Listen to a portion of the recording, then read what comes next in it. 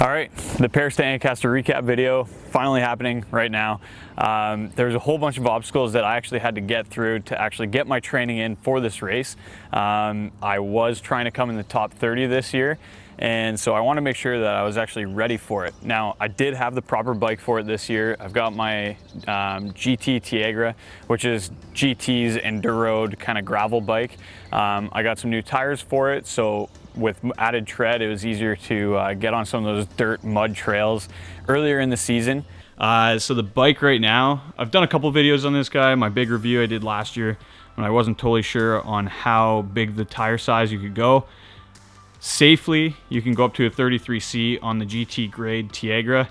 All grade models, actually, there may be a little more clearance in the carbon models is what the rep was telling me, but they say a 35C max. I don't think you need much more, but see right there, I can barely fit my finger through there with the 33, so for a little mud clearance, that's probably safe. And I've got the Clement MXP 33 right there, and I'm pretty well rolling max tire pressure. Yeah, I'll struggle a bit more in the mud, but this race, I think you're better off just getting the road. But what did not make it easier was definitely the cold conditions that we had leading up to the race.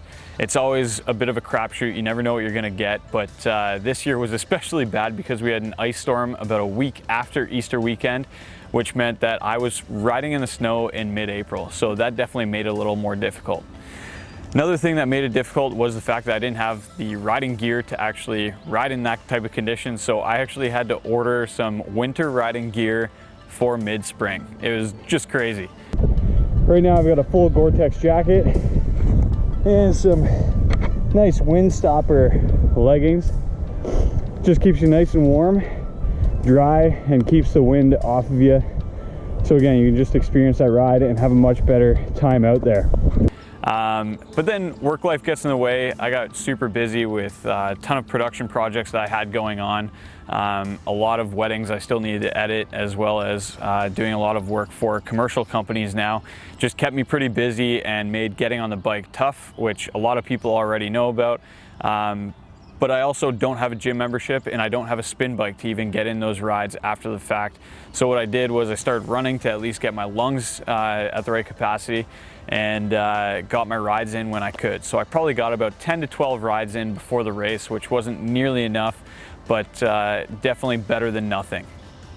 Now, obviously, one of the other big issues that we had this year with the race was the fact that we had a whole bunch of people pre-ride the course, and that meant that one of the private landowners during the Paris2Ancaster decided that they no longer wanted us to be on their property. So little did we know that that would add about 7 kilometers onto the race course, which meant a bit of a longer ride, which was nice, but it was unexpected, and I may have put the gas pedal to the metal a little too early and emptied the tank a little too early, but we'll get back to that a little bit later. So race day, or race weekend, I guess I'll start with. The day before, pouring rain, about 5 degrees. I actually went and picked up my dad's summer car with him, and was hoping to get out on a quick little ride just to warm up the legs for the weekend, and that did not happen either because it just rained all day. So instead, I thought, okay, I'm gonna be super prepared.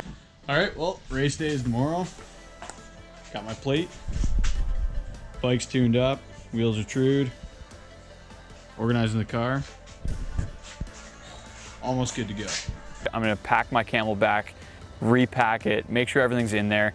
Even though I wasn't planning on taking that on the race, I wanted it in my car so that I knew that I had everything that I needed in the car when I got to St. George. So I made sure that I had all my nutrition, I had my energy bars, I had my energy gels, my water, and then I had all of my Scratch Labs powder all right there, ready to go, so I could pour it in, just be absolutely prepared for the day of. So I felt pretty good. I had my GoPro batteries, everything was ready to go.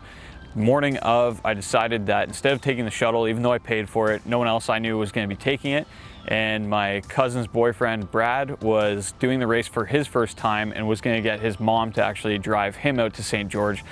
So instead I just said, you know what, let's just take my car. Your mom can drive my car back and bring it back to the rec center at Jerseyville. So again, I'm thinking, okay, I want to pack as light as I can, and for whatever reason, if you know me, you're not surprised by this, But for whatever reason, I decided I'm going to take all of my keys off of my keychain except for my car key. Now, what I had already done when I was packing my car was I actually locked my bike to the roof of my car and forgot that my lock key was on the keychain that I had now left at home. So we drive out to St. George and I go to try and push the button to actually take my bike off of the rack. Lo and behold, my bike is locked and I don't have the key to get it. Now, I did solve this problem pretty quickly. I didn't film anything from pre-race because I was obviously in pure panic mode because we only had about 20 minutes until the race started. I need to find a way to get my bike off the roof rack and didn't know what to do. So now people are seeing me freak out in the parking lot and they're probably laughing because you pay all this money, you drive out there, and now you might not even be able to do the race. So what I ended up finding out is that the Thule locks are kind of useless. So hopefully Thule sees this and takes note, because all you have to do to actually take a bike out of that bike lock is deflate the tire enough so that you can just get that quick release, pop it off, and then roll the tire away from the frame. And then the back tire is just held down by a strap. So you just undo the strap, frame, wheel comes off super easily. I got it off in about 5 minutes. I got that floor pump and I was ready to go. Tire is now inflated. We got to the start line and I started the race off really, really well. It was cool in the morning, but sunny. It was one of the nicer days that we've had for this race. And so what I did was I ended up deciding just to wear the GoPro. I had my 2 water bottles, had my energy gels in my back pockets of my jersey. And at that 10 degrees, it was cool. So I was just wearing bib tights and then my mountain bike shorts over top and the jersey. So I knew that to warm up, I just had to keep riding and riding fast. So up until about the 34-kilometer mark, I was doing really well. The mud chutes, I just pick up my bike and run through there, because by the time the regular everyday riders get through, it is not rideable, and you're just gonna either rip a derailleur hanger off your bike frame, or you're gonna get so clogged with mud that you're not gonna be able to pick up your speed quick enough. And my issue is because I have flat 510 shoes with a recessed cleat, my shoes just get clogged with mud, so I gotta stamp it out anyway. So that's the easiest way for me to get through the mud shoes, just pick up the bike and run it. Anyways, at the 34-kilometer mark, I actually rode up onto another rider who is probably about my same skill level. And I asked him, since he had a proper bike computer, how far into the race we were. You got distance on there? Pardon? What do you got on there? I got 36.5. Sweet. And he's like, oh, we're at 34 kilometers. So I'm going, I've definitely got enough gas in the tank to just go full pedal till the end. And lo and behold, because of that private land being cut out of the race, there's that extra 7 kilometers that was added on. So where I thought I only had about 6 kilometers left, I really had about 12 to 14 kilometers. And so as I'm riding, I'm going, man, I don't recognize a lot of this section of trail. And what ended up happening was that extra add-on actually dropped my average speed quite a bit, because I was holding, I believe, about a 23 kilometer hour average speed to that point.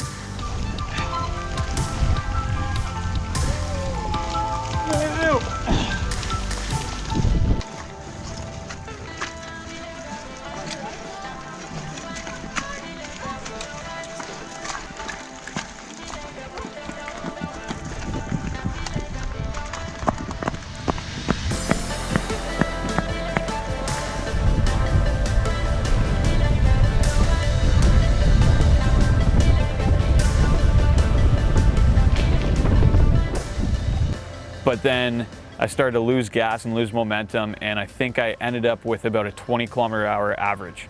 Because I hadn't anticipated that, I just overdid it too early. And then if you've done the race, you know that that final 1.5 kilometers is just grueling, because you're just doing a steady incline up Martin Road, and it is tough.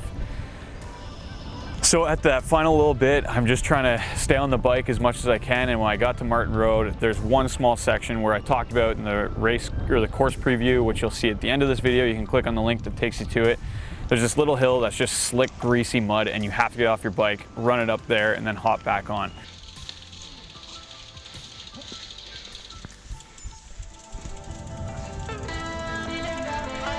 Push, push, push, push.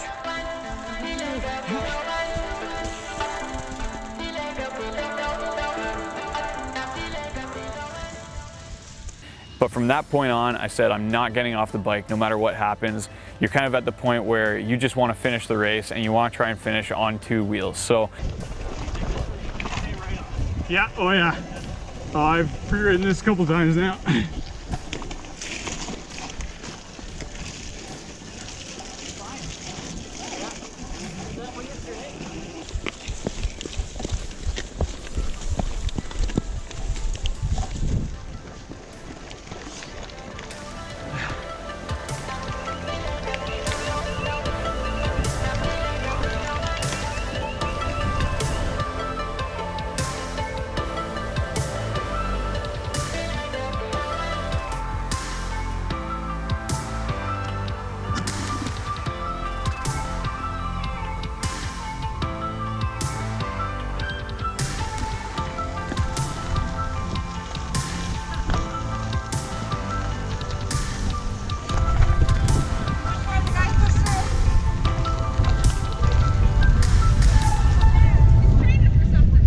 Left, left.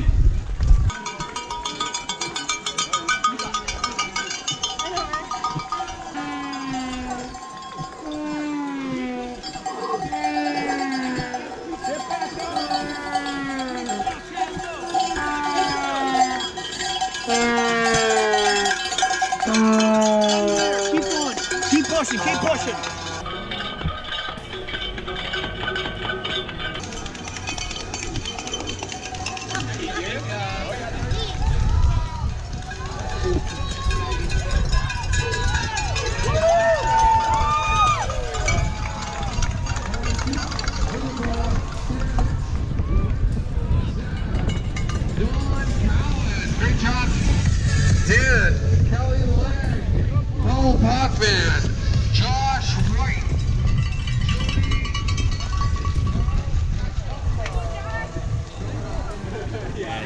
When I finished the race, I passed that finish line and I was trying to just ride it out and keep spinning the legs, but they just totally gave out.